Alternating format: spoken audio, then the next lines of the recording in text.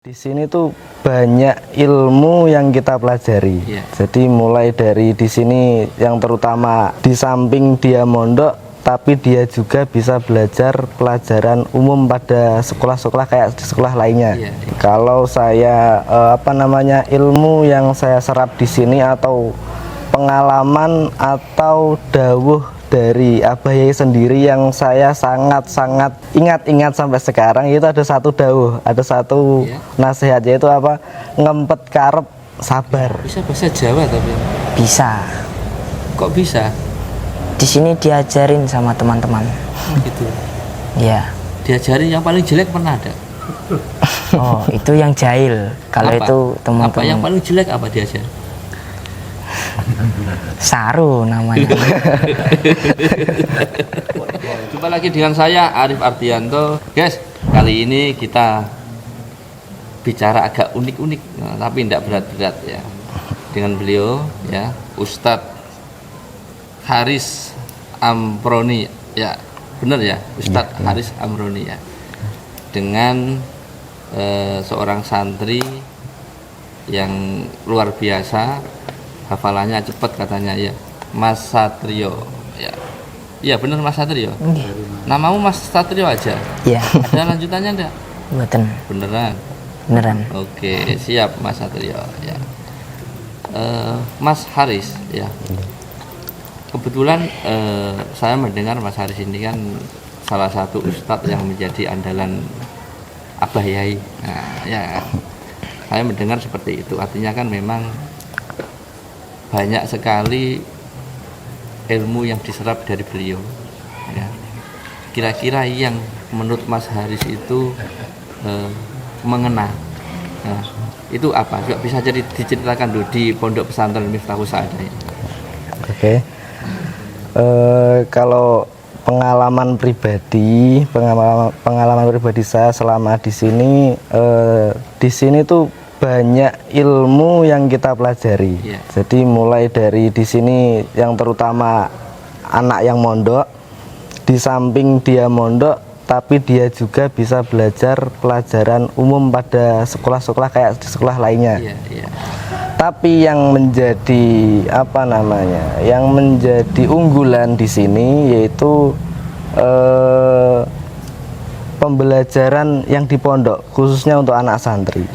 Kalau saya ilmu yang saya serap di sini atau pengalaman atau dawuh dari Abah Yai sendiri yang saya sangat-sangat ingat sampai sekarang, itu ada satu dawuh, ada satu nasihat, yaitu apa? Ngempet karep sabar. Apa artinya itu? Ngempet karep sabar itu kalau dimaknai yaitu menahan diri dari apa yang kita inginkan atau syahwat yang kita inginkan. Jadi sesuatu yang tidak seharusnya kita miliki atau yang belum kita bisa raih, itu bukan semata-mata kita tidak bisa memilikinya, tapi harus sabar terlebih dahulu, ngempet, dan endingnya sabar. Oke, itu dipraktekkan sama Mas Haris? Ya, insya Allah sedikit demi sedikit bisa dilakukan. Oke, selain itu ada enggak ajaran dari Abah Yai yang dilakukan hingga saat ini? Kalau ajaran ya seperti pada umumnya anak pondok ya, seperti pembelajaran agama, tidak hanya dalam materinya tapi juga kepada action atau pengamalan ilmu tersebut. Maka di pondok ini itu bukan hanya materi saja, tapi ketika ditanya nol hasilnya. Tidak begitu, tapi juga harus bisa diamalkan, walaupun sedikit tapi harus bisa diamalkan. Karena ada satu dawuh dalam kitab Zubat karangan Imam Ibnu Ruslan, wa kullu man bi ghairi ilmin ya'malu a'maluhu mardudatun latukbalu. Jadi setiap amal yang dilakukan tanpa dengan ilmu, maka amal tersebut ditolak artinya tidak diterima oleh Allah Subhanahu wa taala. Jadi di sini lebih ke ya materi tapi juga harus dilaksanakan. Oke, luar biasa ya berarti ya. Ada enggak yang diajarkan Abah Yai? Kemudian Mas Haris ini kan juga seorang ustadz. Ada enggak kemudian yang itu diajarkan dari Abah Yai, kemudian Mas Haris mengajarkan kepada santri? Kalau di sini ada satu metode yang manakala metode itu mungkin berbeda dengan pondok yang lain. Iya. Kalau biasanya pembelajaran agama itu kan pada umumnya hanya metode klasikal, Iya. metode lawas atau bahasa Jawanya lawas. Kalau di sini ada metodenya. Jadi bagaimana caranya anak itu ya ngaji, tapi dalam waktu tidak lama juga hafal. Kalau dalam bahasa ilmiah atau bahasa pendidikan yaitu metode drill. Iya. Kalau bahasa pondoknya itu metode tikror. Artinya itu pengulang-ulangan, diulang-ulang. Jadi satu materi diulang terus seperti bisa dicontohkan satu nadom diulang-ulang terus sampai dia benar-benar hafal, dia benar-benar memahami isi dari nadom tersebut. Oke. Metode itu Dipraktekkan. Dan itu diajarkan sama Abah? Diajarkan. Oke. Makanya di sini ada program setiap santri khususnya yang baru santri baru itu lebih digembleng kepada metode tersebut. Itu juga ada rumusnya. Jadi kalau metode klasikal kan hanya ngaji kitab, dimaknani ngaji kitab, hanya condong kepada metode ceramah. Kalau metode klasik, kalau ini kan tidak. Ini membentuk bagaimana anak itu supaya bisa mengulang-ulang terus akhirnya ditanamkan di dalam otak, akhirnya ingat seperti itu. Jadi lebih ke anaknya supaya aktif dalam mengulang-ulang materi tersebut sendiri. Luar biasa.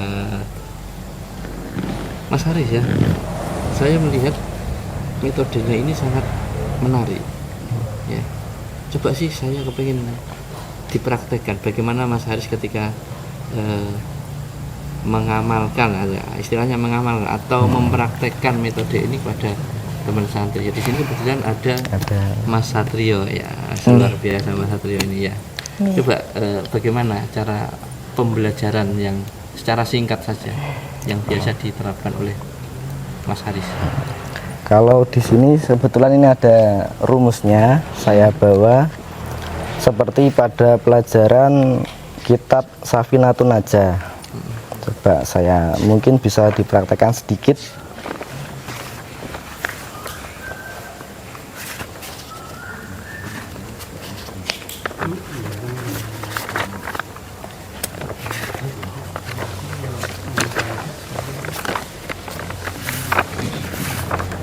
Yang simpel aja.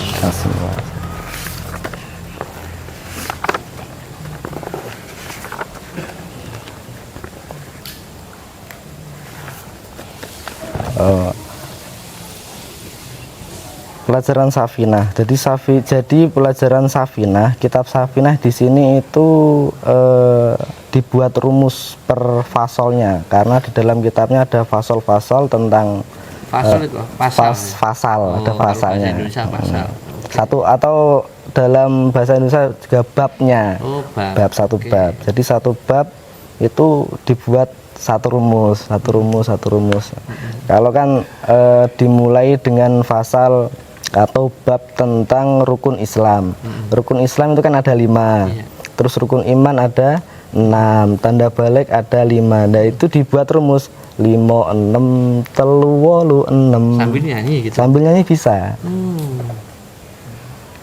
Coba sih lanjut. Saya kok penasaran. Coba 5 tuh. Coba Kang Satrio ini kebetulan Ya, coba Kang Satrio. Bismillahirrahmanirrahim. 5, 6, 3, 8, 6, 6 loro 10 papat 6 10 telu 6 10 5 telu loro wolu loro papat pitulas telu 16 10 14 papat pitu selikur papat lima telu 5 6 papat papat pitu 14 papat 11 songo papat loro pitu 6 5 10 papat pitu papat papat 6 papat 5 telu 6 papat papat pitu 6 pitu selikur Sudah mulai mulai mungkinnya akhir sedikit-sedikit lupa belum itu ya. Gitu ya. Tapi belajarnya memang gitu. Kalau itu artinya apa itu? Kan tadi diawali 5 6 telu 8 6. Jadi 5 itu rumus dari rukun Islam, itu ada 5. Terus 6 rukun iman. Terus yang 5 berarti 3 5 6 telu 3 berarti tanda balik, seperti itu dan seterusnya. Gitu ya. Artinya itu Jadi satu angka satu bab. itu rangkaian fikih ya. Fikih. Rangkaian fikih ya. Dalam satu kitab. Itu dirangkai menjadi sesimpel itu ya. Untuk mengetahui bagaimana manfaat atau bagaimana aturan-aturan ya dalam ilmu fikih itu ya. Jadi kebetulan kitab Safinah itu ada 80 pasal atau 80 bab.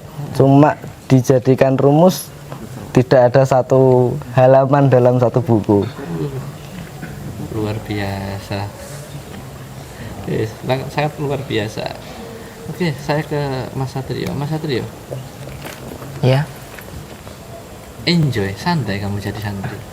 santai, Apa yang membuat kamu santai? punya banyak teman, saling mendukung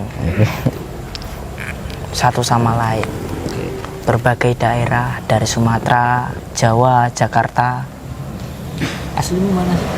Asli saya Kalimantan Tengah. Oh, Kalimantan Tengah. Ya, Bisa bahasa Jawa tapi bisa. kok bisa?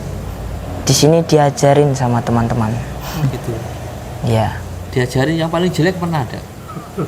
Oh, itu yang jahil. Kalau Apa? itu Apa yang teman-teman paling jelek apa diajar? Saru namanya.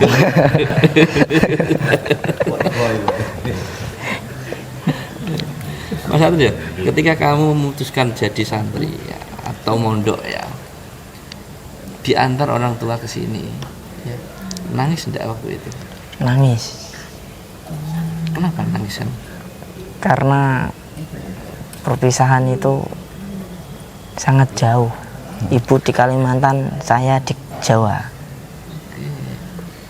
Berapa bulan kamu sampai sedih? Itu kalau dari saya baru jadi santri ya, itu ya setiap keinget ibu sama ayah itu sedih banget. Tapi sekarang sudah santai. Sudah Kamu lupa. sudah berapa tahun di sini? Sudah 2,5 tahun. Sudah 2 tahun. Ya, Berarti sudah tidak sedih lagi. ya. Kenapa kok tidak sedih lagi? Karena setiap liburan bisa ketemu. Oh, sudah bulan pulang atau orang tua ke sini? Kadang orang tua kesini menjenguk, Kadang pulang. kadang pulang. Oke. Jadi santri itu kan banyak sekali ya teman-teman seusiamu yang tidak mau. Iya. Kenapa kok kamu nekat mau?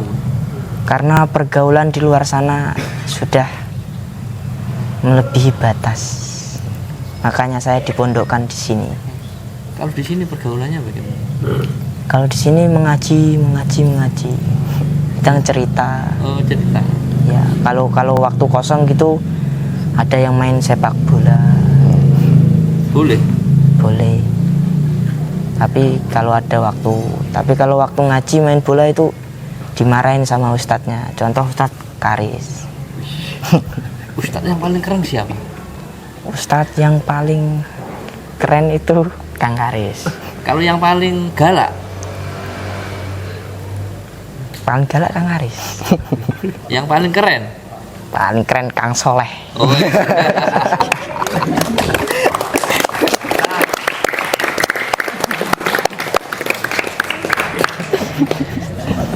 Paling keren Kang Soleh. Kenapa Ya. kok Kang Soleh keren? Karena dia manis. Oh, iya.